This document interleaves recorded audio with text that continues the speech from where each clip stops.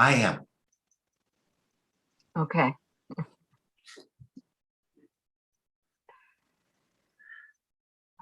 That's when I really get nervous.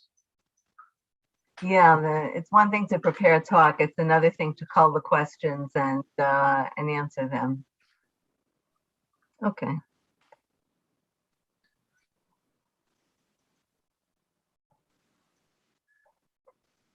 We should be starting momentarily, I think.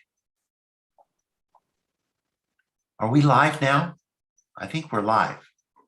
Okay. So I'd like to begin. My name is Richard Hecht. I am now Emeritus Professor of Religious Studies at the University of California at Santa Barbara. And it's a pleasure to welcome you to this event today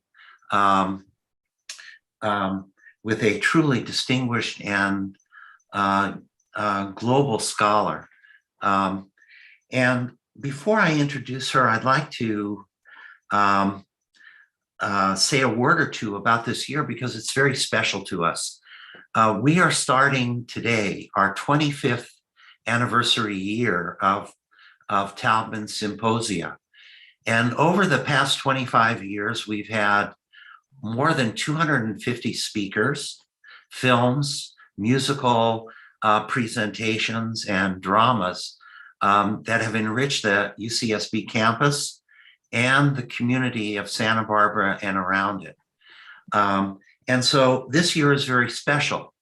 25 years of this wonderful program of bringing scholars working in various fields of Jewish studies to our community.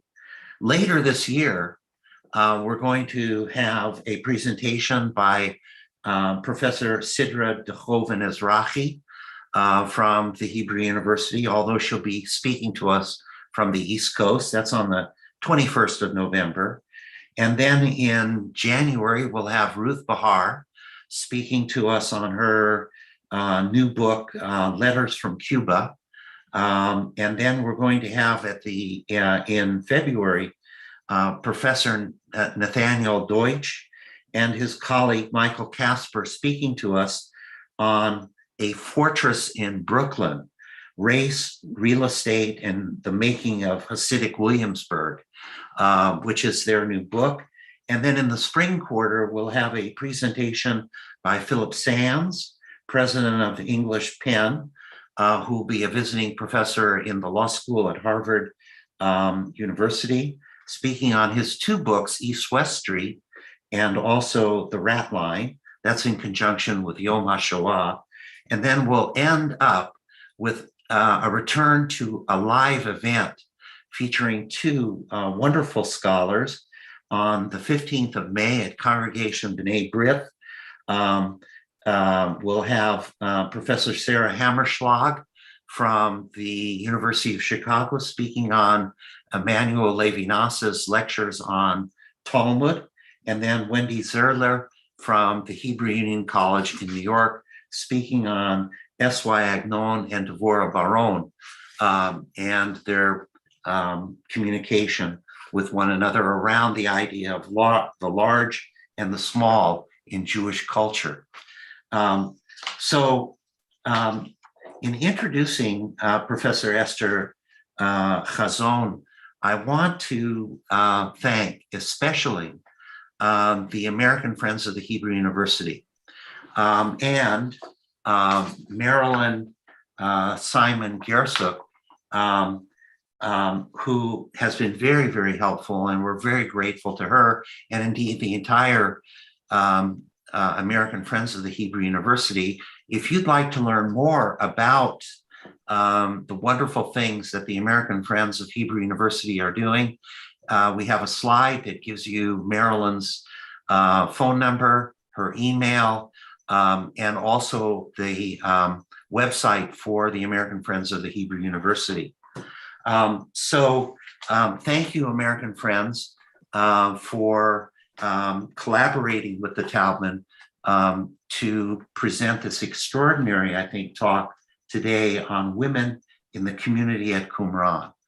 It's a great honor and pleasure to introduce to you Esther Chazon, who took her BA in religion at Barnard College, and then her MA and PhD degrees at the Hebrew University, where she is a professor of Hebrew literature. She has just ended her long tenure or term as a director and associate director of the Orion Center for Dead Sea Scrolls Research at the Hebrew University. She is a truly scholar of global reach. She has published and edited 8 books, and by my count, and I hope this count is correct, or relatively correct, she has authored more than 50 scholarly articles in various journals, in collected books on Dead Sea Scroll research. We're going to, I think today, be privileged to come to the forefront of what Dead Sea Scroll scholars are doing today around this topic of women in the community at Qumran, new perspectives. Professor Chazon, it's a pleasure to meet you, and thank you very much for agreeing to make this presentation to us this morning or this evening, depending on which time zone you're in. Thank you very much. It's my pleasure. I'm going to share my screen. There we go.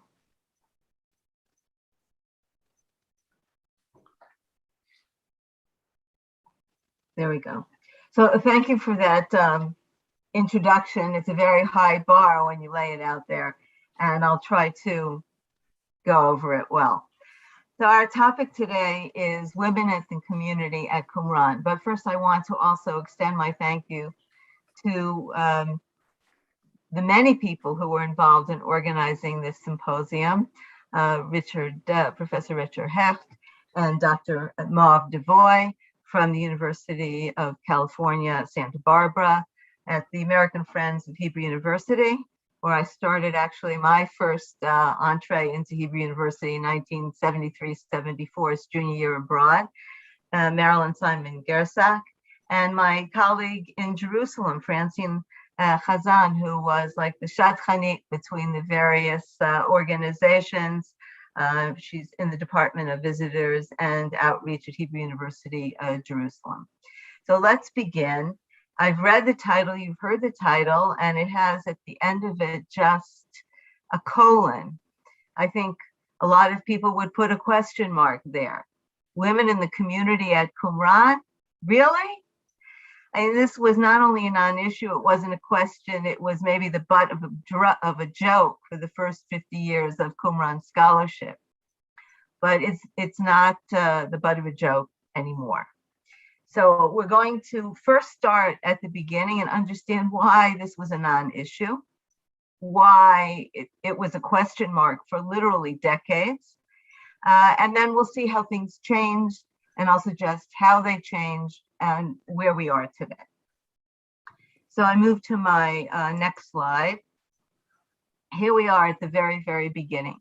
The scrolls were discovered, as I'm sure many of you know, in 1947, that famous story of the Bedouin boy who went after his lost goat and threw a stone into a cave by the Wadi, the Wash of Qumran, and heard the pottery crack, and lo and behold, found several scrolls in jars and took them to the antiquities dealer Kondo in Bethlehem and put them on the market there. That was in 1947.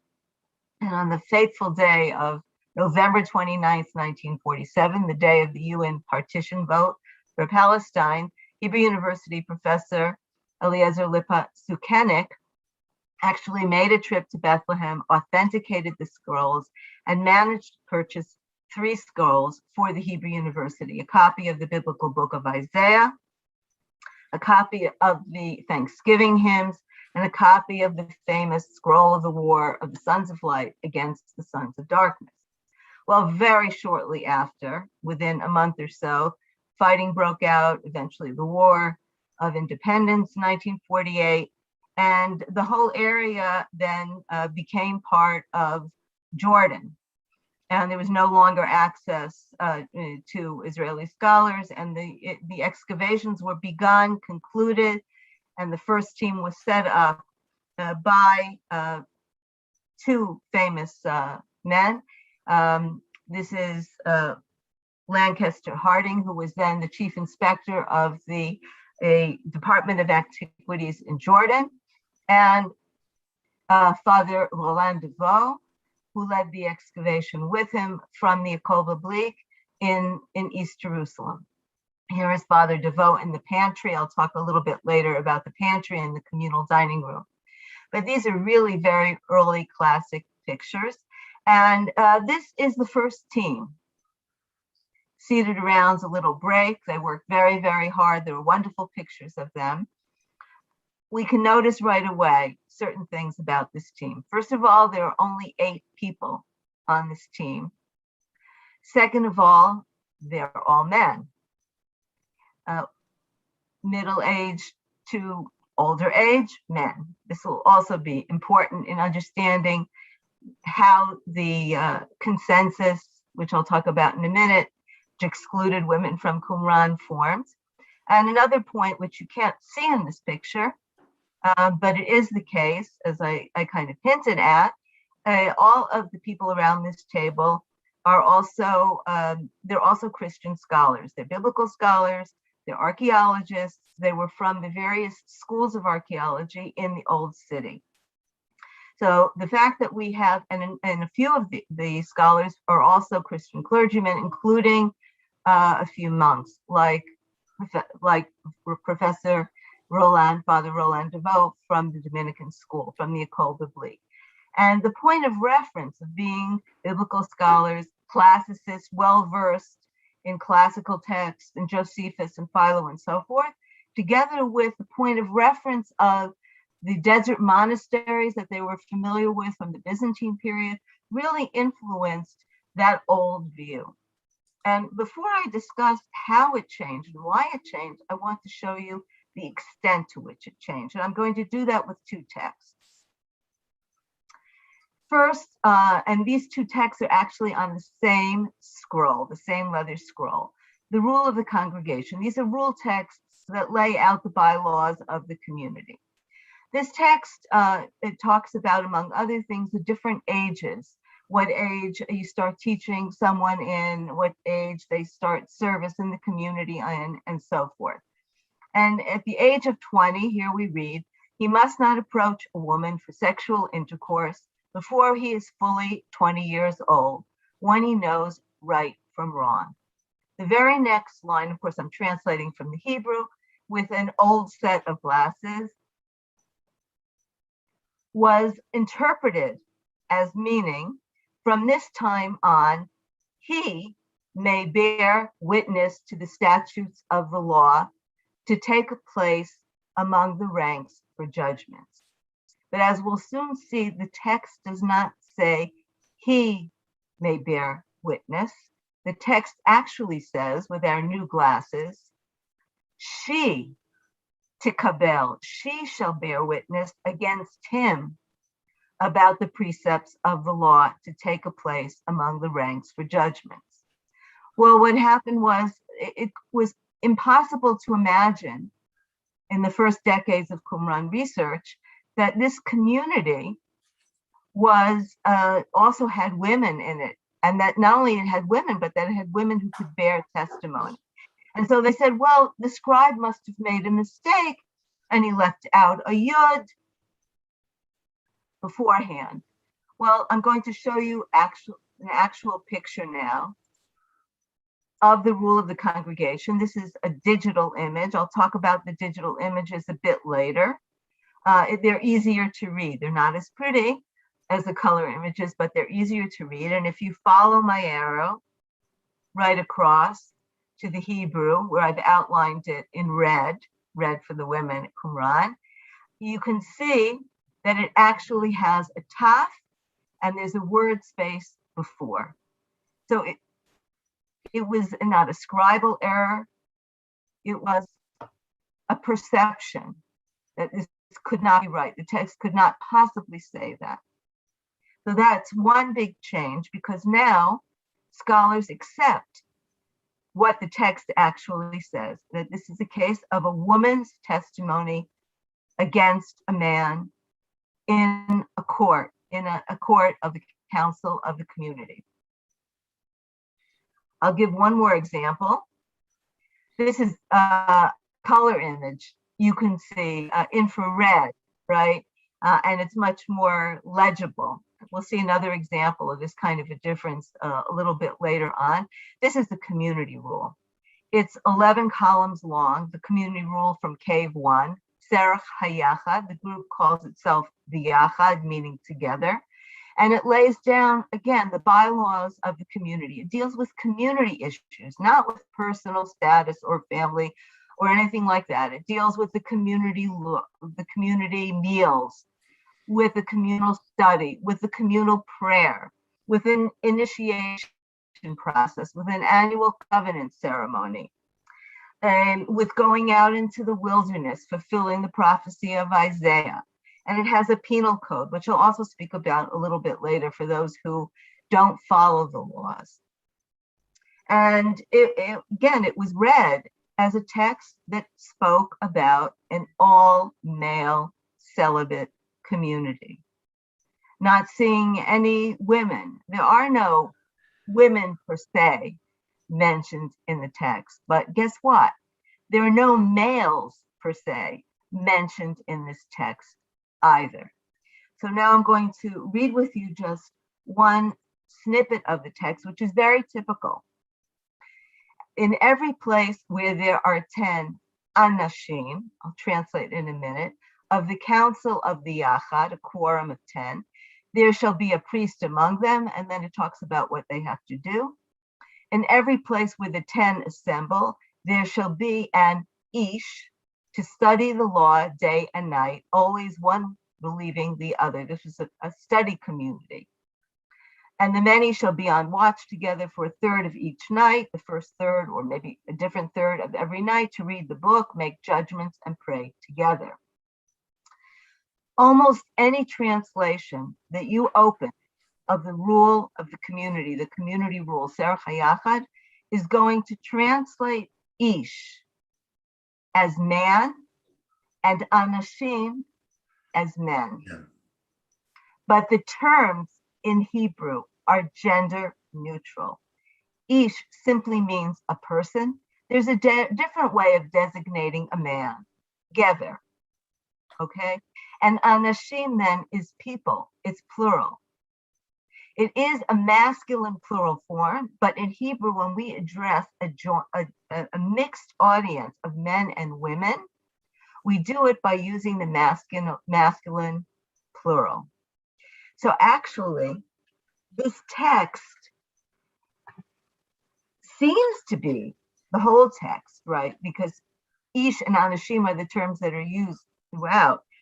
It seems to be androcentric. It uses androcentric language, which gives the impression that the community is only made up of men, but in fact, it's gender neutral. And there are, I'm going to quote a colleague of mine, hidden women perhaps in this text. There's no longer any reason to assume, based on the language of the community rule, that it was an all-male community, because the language throughout is gender neutral and it doesn't deal with personal issues or personal status, but only with communal issues. So that is my second example. And now we want to see, how do we get there?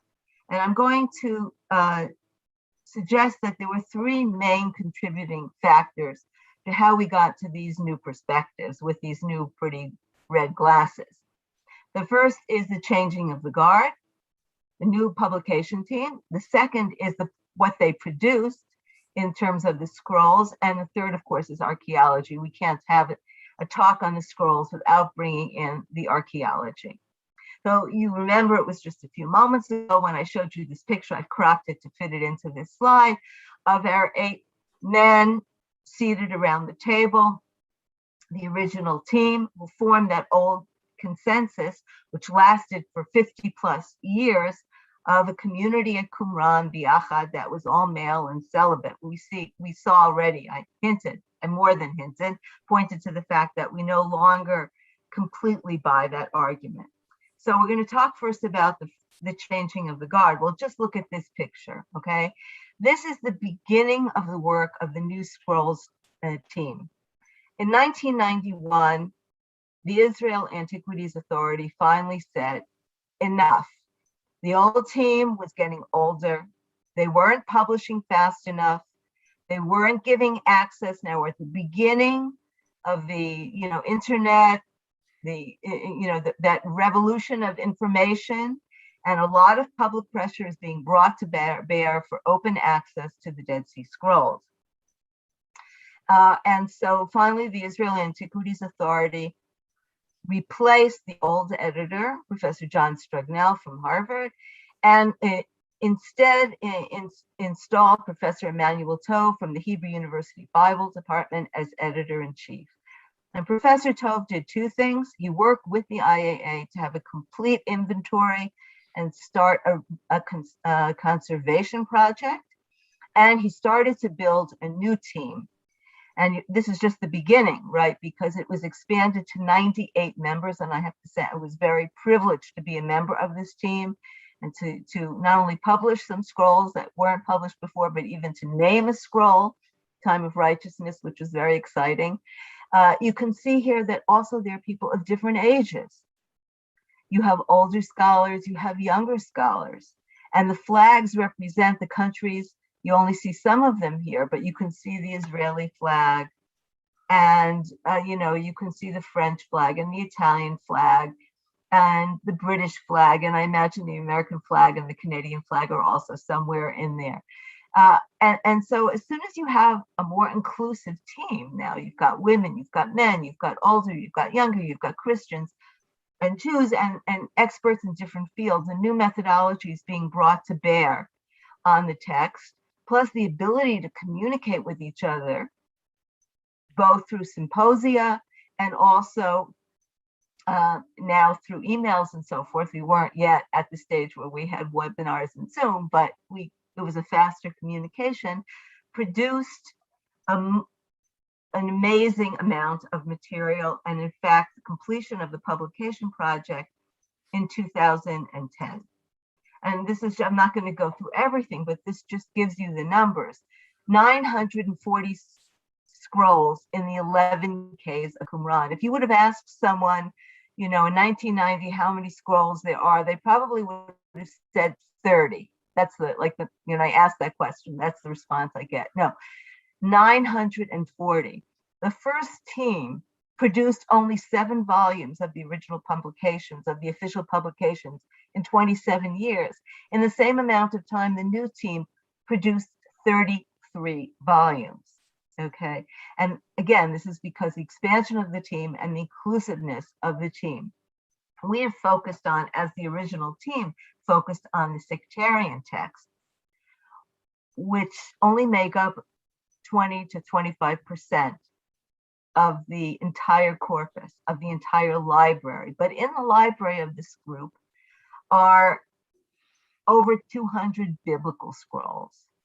And that alerts us to the fact that this group brought with them a lot of texts. They didn't write everything that was in the caves. This is a very, very important point.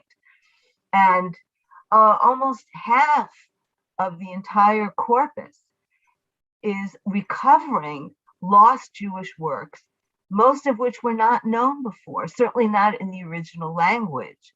Ben Sira was known in its Greek translation and Hebrew only from the Middle Ages, right? But the books of Enoch and lots of books that were only known to us through Christian transmission. We never had the originals. We never even could be sure that they were Jewish works in the Second Temple period, and opened up whole new genres, such as the one you'll be seeing in a few minutes about the prayers. That's just to give you a sense of the whole corpus, and also a very important point that we have here material that's not sectarian. What's concerning us today, our topic for tonight, is it's evening in Jerusalem, right? I know it's early in the day in North America. But what concerns us in our talk is the women, and we'll get back to the women. But first, I want to, get to how, again, we got to these new perspectives.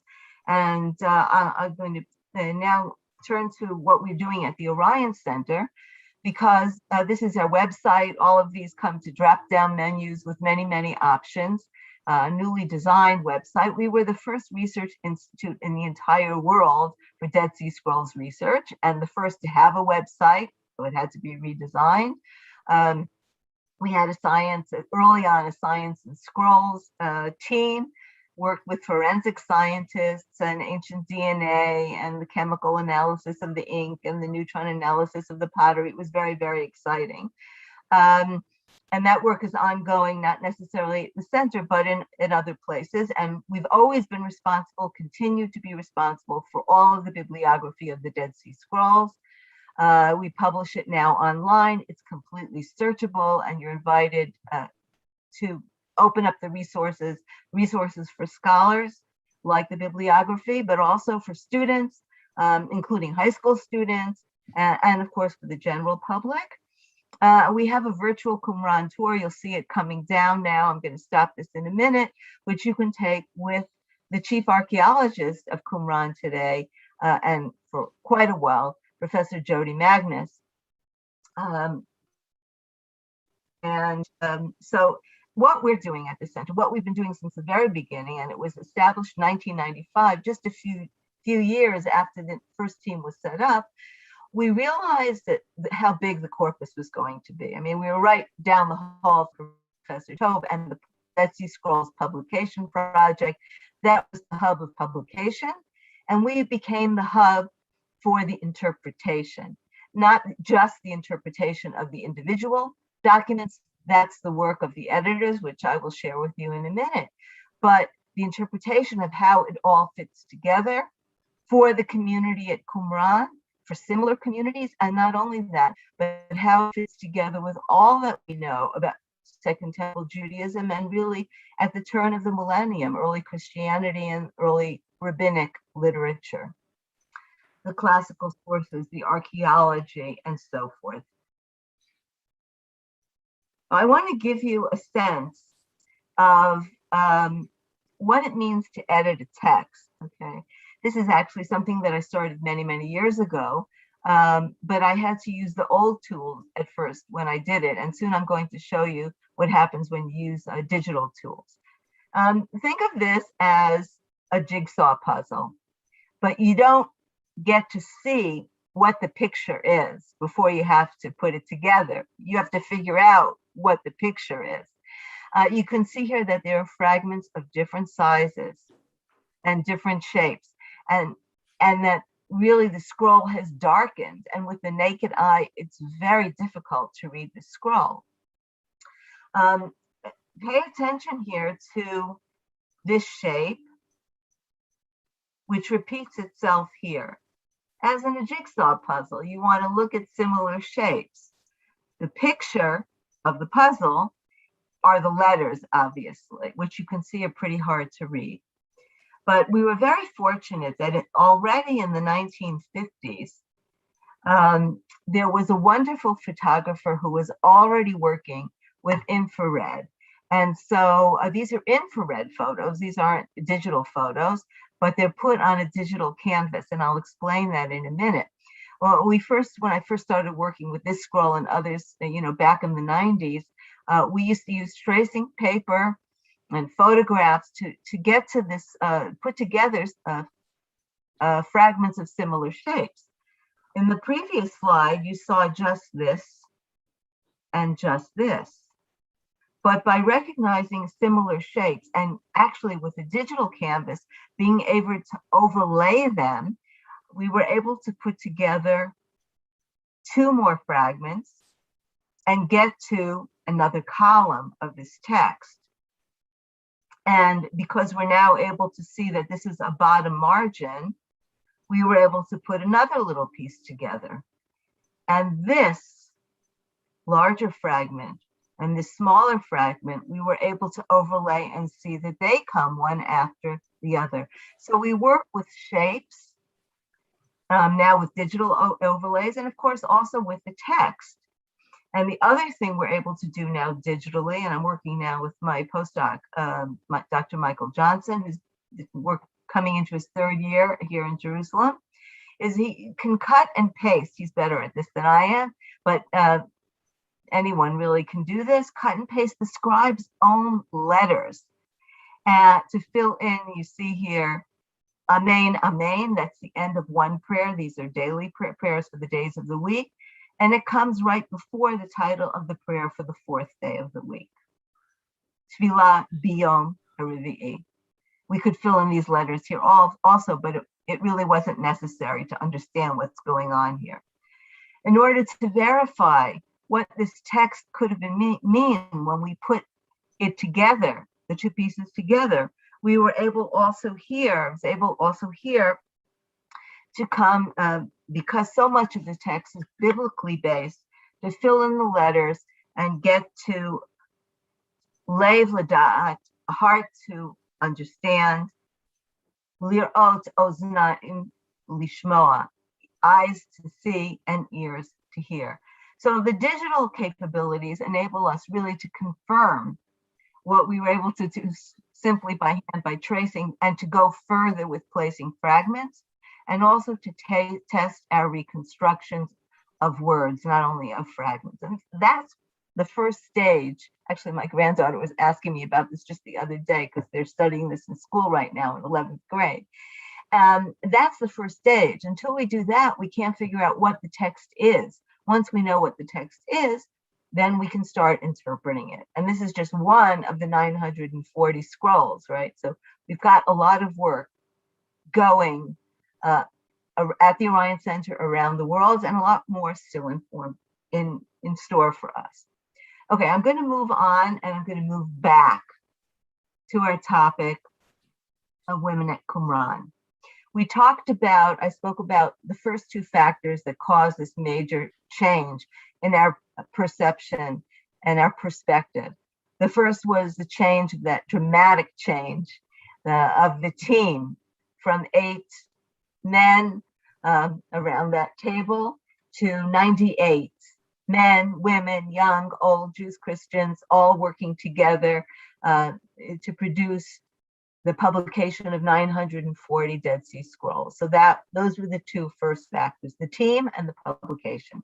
What about archaeology, right? We have to talk about archaeology. I really inset here two different pictures, both of the water system, right? We're talking about, a wilderness, right? But it's a wilderness where it rains and there's a flash floods. Sometimes they cause disasters, but here the aqueduct, really it's a water channel, not an aqueduct. And it caught the rainwater that would come down from the mountains, or that sometimes flooded the plain, and bring it into the site. And one of the main uses of water at the site was the ritual bath, mikvaot. There are several mikvaot at this site. And one of the main features, I'm going to talk about the main features that make this site so special and different from other features, is the mikvah, the ritual bath. And more than that, look at the size of this ritual bath. It's a communal ritual bath, right? This is to divide between people who are coming down impure and people who are going back from the mikvah pure. Very, very large communal baths, ritual baths in key places at the site. This one is closer to the pottery installations and also to a toilet that was found at the site. And the other famous, very large ritual bath was found next to the communal dining room. In all three cases, working with pottery which it cannot be, once it's been impure, has to be destroyed, next to a toilet, next to dining hall. These are all places that demand ritual purity, among other places. And this is where we find some of the largest communal baths. And there are other communal installations at this site. Remember, the group calls itself Biyachad, together, right? It's a commune. And our frame of reference is more like kibbutz, or the communes that you have in North America, and less the monasteries, or maybe equally the monasteries, but not solely the monasteries. Until 1997, until 50 years of the scrolls, you still go down to Qumran and you'd find the names of the installations, the same names that were used in the Byzantine Christian monasteries. And you go to the shrine of the book and you take the tour through it, and it would still talk about the celibate males and the refectory and so forth. And this is changing, right? This is changing by demand of scholars, of course. So you have the communal meals in the communal dining hall, communal study perhaps taking place there. Also, the ritual baths, communal installation. Also, we have a room where the writing apparently took place because we found there, I didn't find that, I'm not an archaeologist. I interpret the site, I interpret the scrolls, right? But there were 3 inkwells found in one room in the main complex as well. These are, of course, what's special about the site, the fact that scrolls were found, the only documents that we have from the Second Temple period in the original Hebrew and Aramaic, found essentially on site, as we saw at the first picture, and you'll see it again at the end. And the last thing that is special, unique about the site is the cemetery. Many of you probably know that it was customary to bury in family caves, right? At the time, you go into an entrance hall and there would be rooms and there would be family members. That was the most typical way in this area of Judea, in most of the land of Israel, for burial. And here we have, you can see in the bottom photo, individual graves, individual burials. With the north-south orientation. They're all buried exactly the same way. There are between 1,100 and 1,200 graves in the main cemetery. There are extension cemeteries as well, but in the main cemetery, the one that's just over a dividing wall from the main communal complex, 1,100 to 1,200 graves. They were excavated early on, the first excavations by Father DeVoe. 43 randomly selected, so that we can presume that it's representative. Of these, 39 have been preserved. Most of them in Munich, some in Paris, some still in East Jerusalem at the École Biblique. And what would we expect? Okay, if we were, with those old glasses, we would expect no women in the main cemetery. If we were with, gender positive new glasses, we would expect maybe 50% of the burials to be women. Well, we don't have quite either of those perspectives.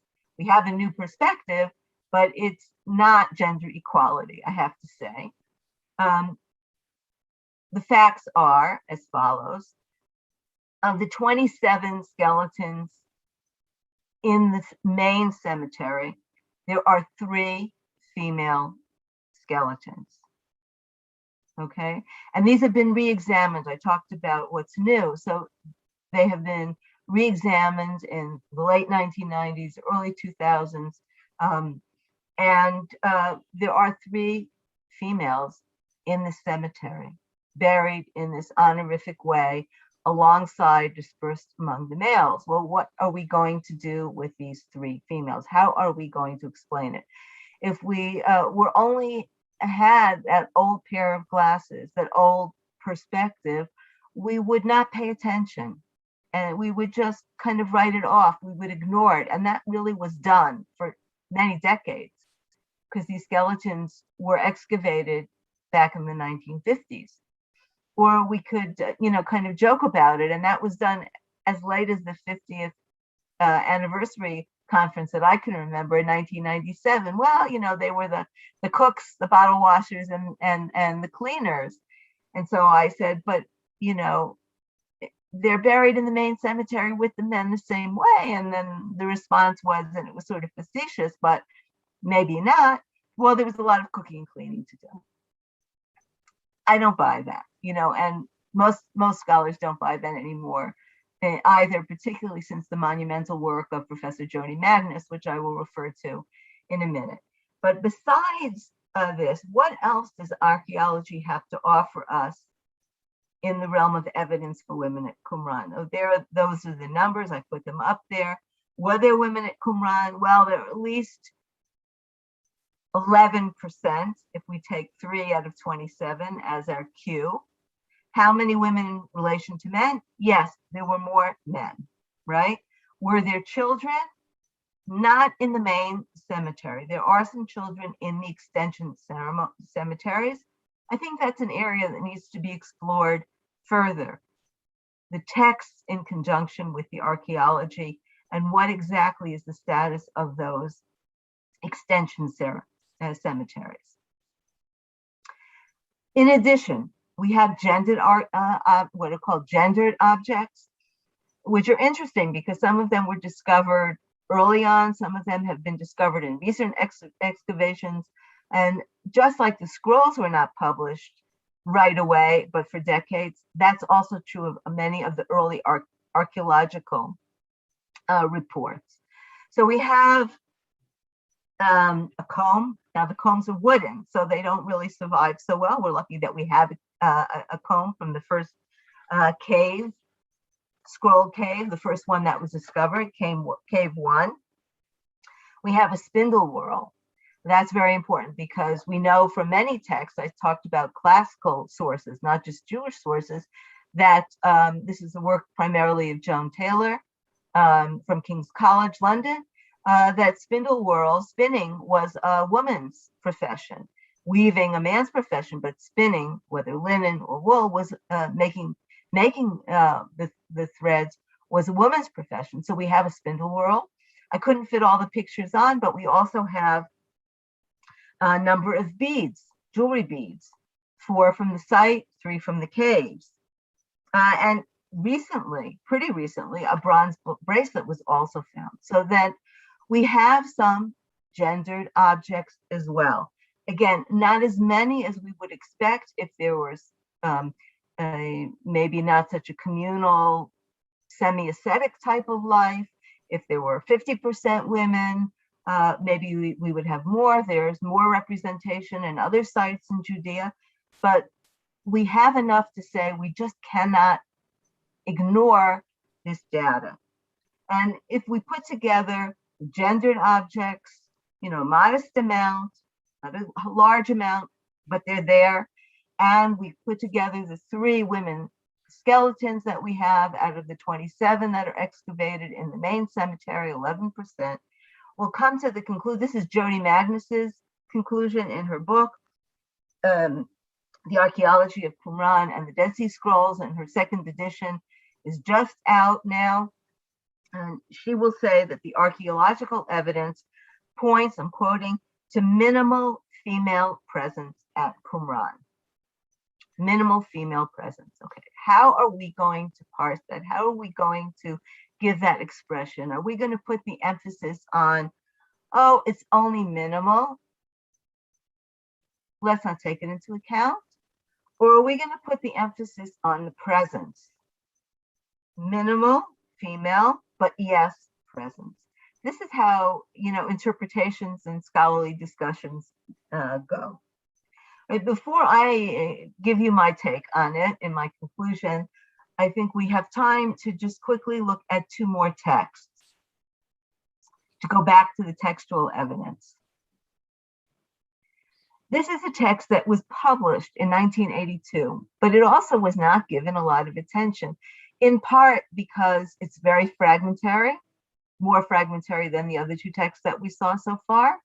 And I don't know why else it wasn't given attention. Maybe it didn't fit into the old consensus, but you can see clearly that we have men and women, boys and girls, different ages, of both sexes in this text. It's a liturgical text. Some people think it's a marriage text. Some think it's a golden age text. Another scholar thinks it's a New Year ritual. We don't know quite what it is, but it is a ritual because people are saying blessings and taking a stand here. And you can see that very clearly in fragment 24, right? This is a blessing text. What's really interesting is that here we have a woman who is actually saying a blessing, or maybe even more than one blessing. And she takes her stand in the assembly of the elder men and women. This is very interesting because now we have a woman who has a public liturgical mode, okay? In the 2nd century or the 1st century BCE, in a text and in a community that was formally thought to be all male, right? Okay, one more text that's been around for a very long time, but also when we get the new material from Qumran and the new perspective, it looks very different. This is the Damascus document. The Damascus document was first found in Cairo, in the Cairo Geniza, at the end of the 19th century by Solomon Schechter. And so it's been known for a very long time. And in the early 20th century, there was a lot of discussion, well, what is the law? It's a text that has a combination, very interesting, of Jewish law, for example, about Sabbath laws, a whole column and a half just about Sabbath laws. It has marriage laws in it. And it has some temple laws, not a lot, but a little bit of temple law in it as well. And it also has laws that are parallel to those that we saw in the community rule about initiation to the Yachad sect and communal activities, communal assemblies, and so forth. What's interesting that this text also has provisions for people who live in family-based communities called camps, machanot. And if they live in camps according to the rule of the land, marrying and begetting children, they shall live according to the law, to the Torah. So how is this explained alongside once they found the community rule? Well, the settlement at Qumran must have been the main community, you know, in the terms of the monasteries, the mother house, or the central location where the pristine, all-male celibate community lived. But there were satellite communities throughout the land, and those were family-based. That was one way of putting it. Or perhaps the Damascus document is showing us a parent community. Somehow, but always maintaining that old perception of Qumran being the all-male celibate community, the ideal. But then the copies of the Damascus document were found in cave 4, which is the cave that's closest to the site. And there were some passages that were not in the Cairo Geniza document. And this is one. We're going to see two before I conclude. Any woman who has a bad reputation, this is a list, a kind of several marital laws, how to choose a good wife for your son, for example. Any woman who has a bad reputation while a virgin in her father's home, let no man marry her except upon inspection. Okay, that is a reconstruction, but based on a parallel text, by trustworthy and knowledgeable women. Nashim ne'emanot v'yeduot, or yedaot. Selected by the overseer, the mivaker, over the many. So the administrator of the community would appoint women who are knowledgeable and trustworthy to conduct apparently physical examinations of a woman who had a bad reputation, right, before she could marry, and they would clear her. So you have here women who were trustworthy and knowledgeable, being appointed by an overseer, and whose testimony was being accepted and implemented for the purposes of marriage. This is similar in a way to the level of testimony that we saw at the very, very beginning of a woman testifying against a man, perhaps against her husband, and perhaps only in intimate matters, but nevertheless testifying in the rule of the congregation. But that's not all. People could find a way to explain, okay, that's the marriage. Those are the family-based camps, but you can't explain this one away. This is part of the penal code of the Damascus document, which parallels very closely, not 100%, but 90%, the penal code found in the rule of the community. One who murmurs against the fathers, a vote, will be expelled from the congregation and not return. If against the mothers, imahot, he shall be punished for 10 days, for the mothers have no rukma, that's a very special word, authority, it's usually translated, within the congregation. We don't know if these are biological parents, fathers and mothers, or if these are like elders, an honorific term. But in any case, the point is the legislation clearly says that one cannot murmur against fathers or mothers. They're both to be respected, equally respected, even though the punishment for murmuring against the fathers is more severe, for sure, than murmuring against the mothers. Still, the mothers are to be respected.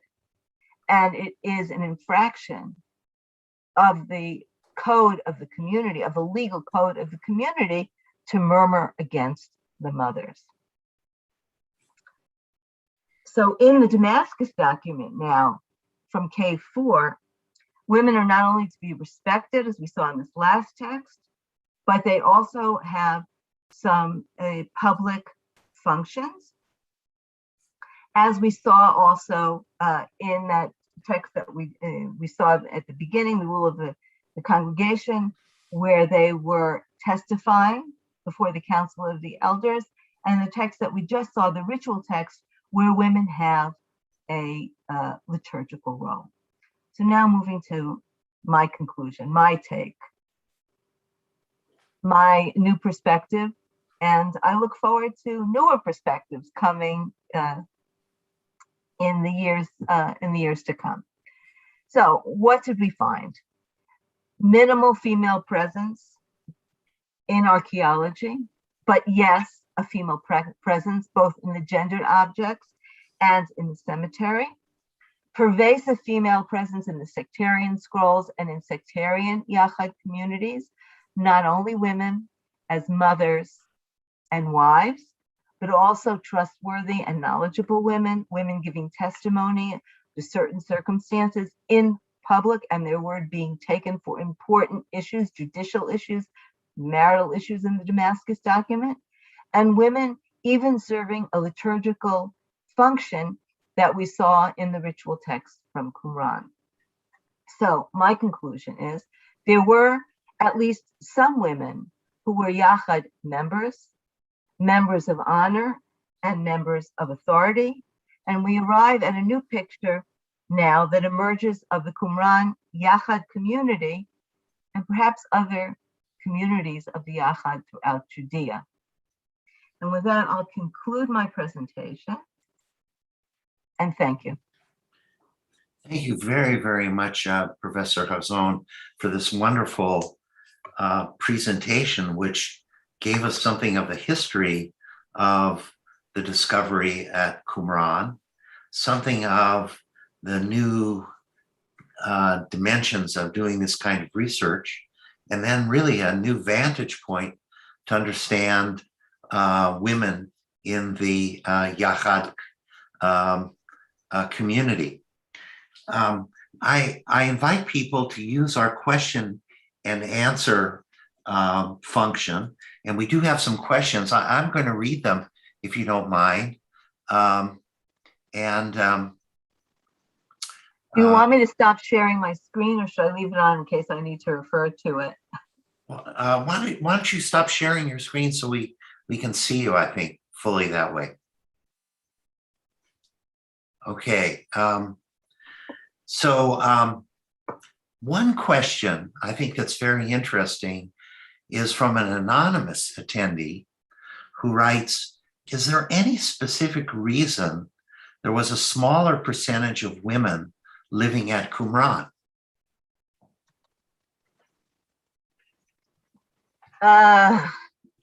Okay. It depends who you ask, right? It depends who you ask.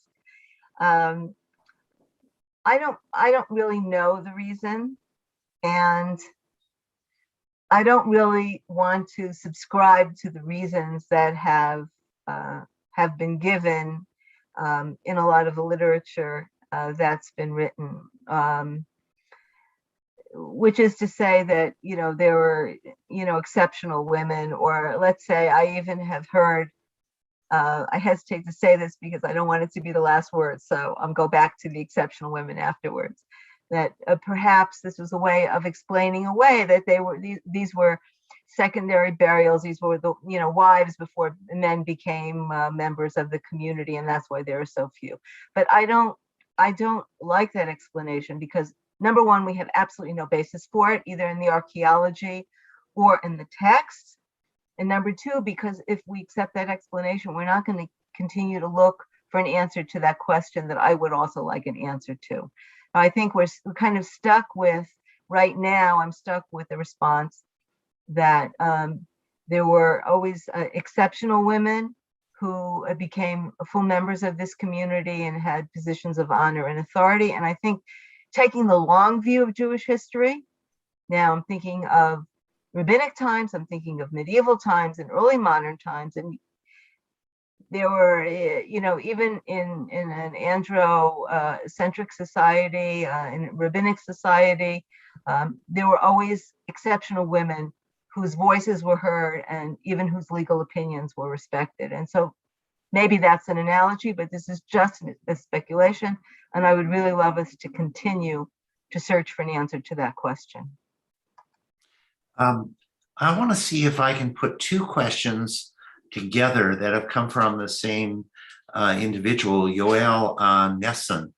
I hope I pronounced his last name correctly, but his first question goes back to the first text you interpreted, and he writes, the search Hayachad text, or no, excuse me, the Serek Hayachad text reads, Anashim, who serve on the council. Are you suggesting that women could or would serve on the council? And then he follows up with another question. Do you think women were married to men in the community? Okay. The first question is yes, definitely. I don't know about would. I can't reconstruct the reality from the text.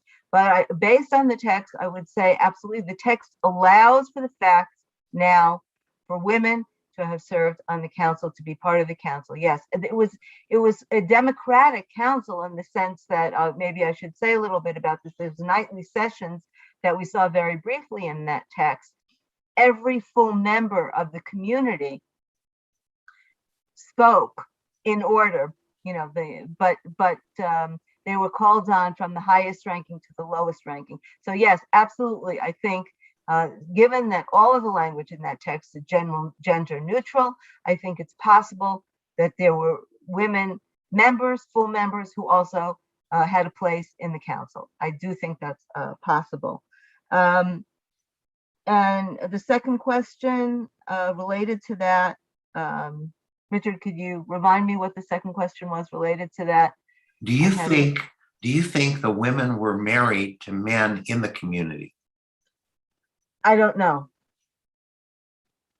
I really don't know. I have no basis for answering that. I don't see any archaeological basis. I don't see any textual basis for answering that. So, I think that what we don't know, we should say we don't know, that we don't have enough evidence to go on. And we can always hope that we'll have more archaeological and textual evidence. Maybe there'll be another flood and we'll get more scrolls. Um, this is an interesting follow-on question from Joanna Rangel, who asks you, what were the requirements that women had to undergo in order to become Yachad members of honor and authority? Okay, so that's actually two questions rolled into one. What do I think, women would have to undergo to become a full member of the community? I think they would have to undergo the exact same process as a man. It's a 2-year process.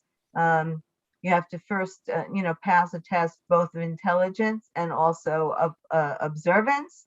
And you have to commit to observe all of both the Torah commandments and the sectarian rules. And then you are admitted as a novice for a year, and you don't partake of any of the communal activities or food. And then you're tested again at the end of the second year. You get voted on again, tested and voted on, then you're a member. So I think that because the language in the community rule that lays down the initiation process is gender neutral, for those women who were full members of the community, they would have to undergo the same process. In order to become those trustworthy and knowledgeable inspectors, it's clear to me they would have to be privy to special knowledge and training. We have no inkling of what that would be, but I imagine that it would be both of a legal halachic nature and also of a gynecological nature. But we don't have any further. There are actually some scholars who've written on that. On Shemesh, you can check the Orion bibliography, and you'll find what you need for that. Another question from Peyton Bivona. She writes, I'm very interested in the role of children in the community. Is there research currently being done to see if, number one, there were families in the community, and number two, who got to have children and why? Okay, so we have, as I indicated, from the archaeological evidence, there are children, but only in the extension ceremonies.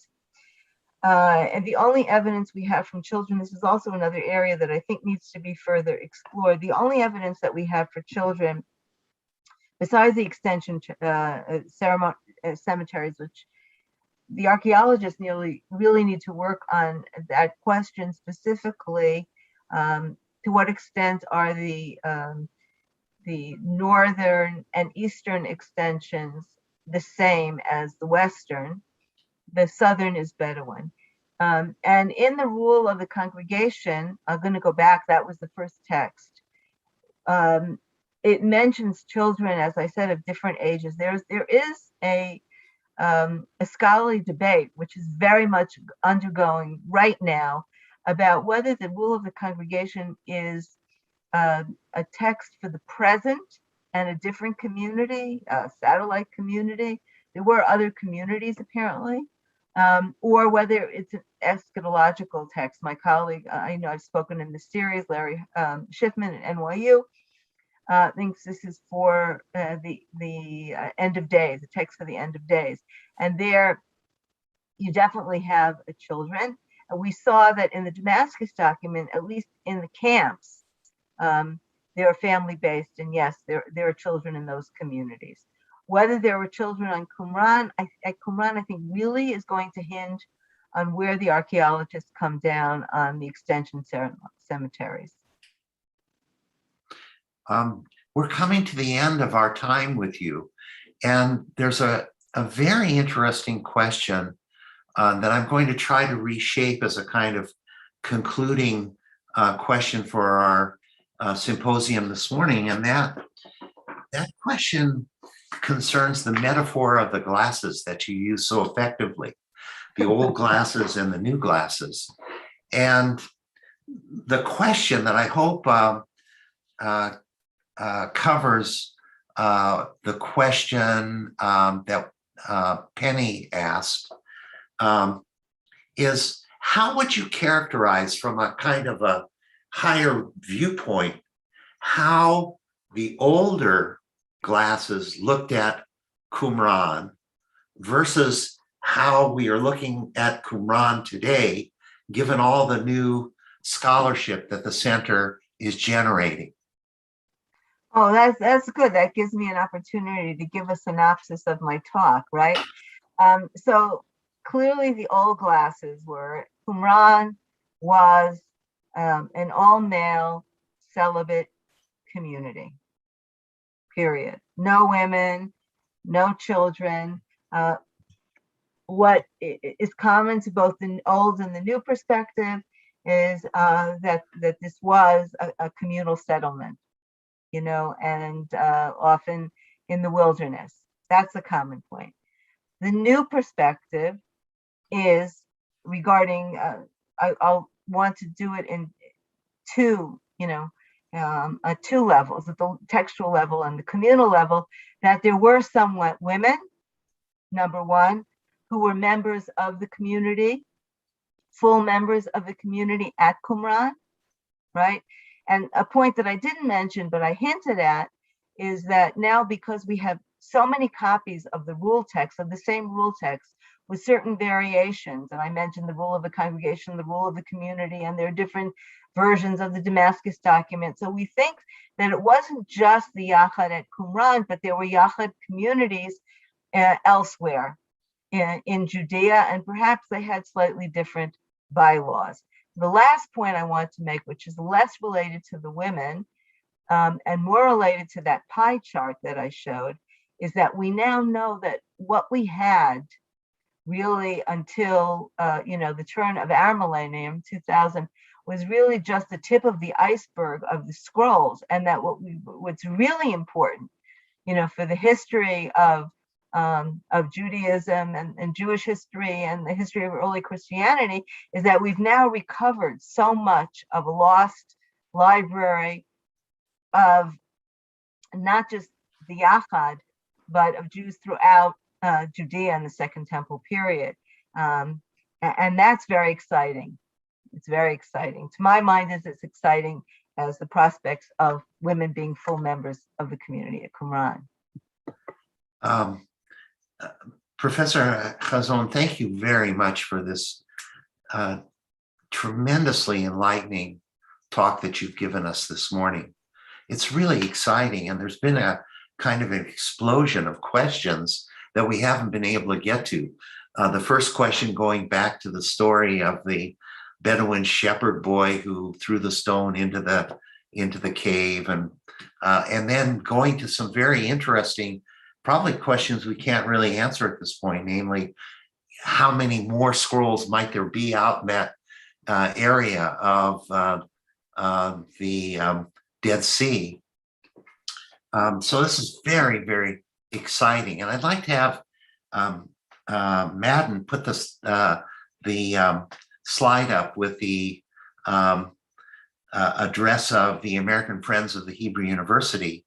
I want to again thank them for collaborating with us, and to thank Marilyn Simon Gersuk for her help in arranging this wonderful, wonderful talk by Professor Esther Chazon that starts our 25th anniversary year with the Taubman Symposium. Thank you again, Professor Chazon, for this wonderful, wonderful presentation. Thank you for having me. And I hope to see many of you through Zoom on the 21st of November. Thank you very much.